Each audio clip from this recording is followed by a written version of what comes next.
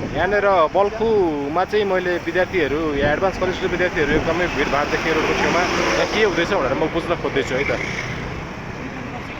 Hello sir, यहाँ के हुँदैछ खास गरी? हाम्रो चाहिँ अब इन्स्ट्रुमेन्टको कमीको कारणले, कमी भन्दा नि स्टुडेन्टलाई सिकाउन कन्स्ट्यान्ट भेलोसिटी मानेर डिस्टेन्स, सर्टेन डिस्टेन्स राख्नु र स्टप वाच राखेर हामीले टाइमलाई क्यालकुलेट गर्दै डिस्टेन्स बाई टाइम गरेर भेलोसिटी निकालिरहेको छौँ सर अहिले चाहिँ हामी।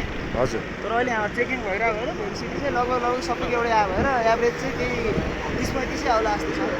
अनि यो सबैको लागि हो खास गरी यो टाढाले हामीले केमा चाहिँ योले चाहिँ खास गरी त सर भेकलको एभरेज भेलोसिटी निस्किने हो। हजुर। तर हामीले चाहिँ अब समग्रमा भन्नुपर्दा ट्रान्सपोर्टेसन गर्दा भएर रोडको चाहिँ एभरेज भेलोसिटी त्यति हो भन्ने कुरामा डिस्कस गर्न जान्छ होला सर। अब यो भेलोसिटीको गाडीको यो भोल्युमको हिसाबले गर्दा रोड बढाउने घटाउने कुरोलाई नि यसले अलिकति केही देला त?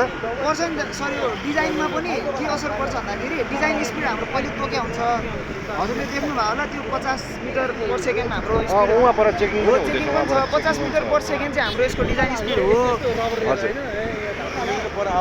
सरी 50 किलोमिटर पर आवर चाहिँ हाम्रो स्पिड हो। सरी सर हो। अब त्यसको लागि चाहिँ हामी हेर्दैछौँ सर अहिले 50मा। अब अहिले त सबै कम भएर अब 35 किलोमिटर पर आवर 40 त्यस्तै त सबै चेक गरेर अहिले त्यही हाम्रोमा अब एक्सिलरेसन हामीले ध्यानमा देखाएनौँ। सबै गाडी कन्स्ट्यान्ट भेलोसिटी नै मानिरहेछौँ।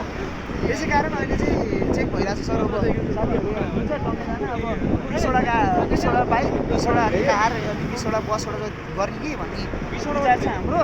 हजुर। अब सक्यो भने साथीभाइले हेरौँ अब के छ डाटा सेट। अनि हजुर यो इन्जिनियरिङ पढिरहने विद्यार्थीहरूलाई चाहिँ के सल्लाह दिन चाहनुहुन्छ?